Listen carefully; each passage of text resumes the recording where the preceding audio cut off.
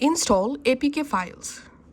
Open your Google Chrome browser and open this website APK Pure. Make sure the website link is apkpure.com. So this is very popular websites to download any app APK file for your Samsung or any Android device. Once you are in this website, you can use this search icon to find out a specific app APK file.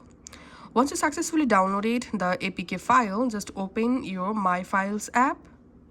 In My Files app, select here Installation Files, and here you will find all of your available APK file.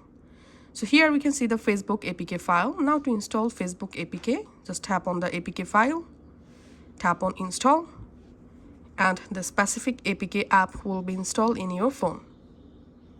Now you can go ahead and easily use the APK file or app.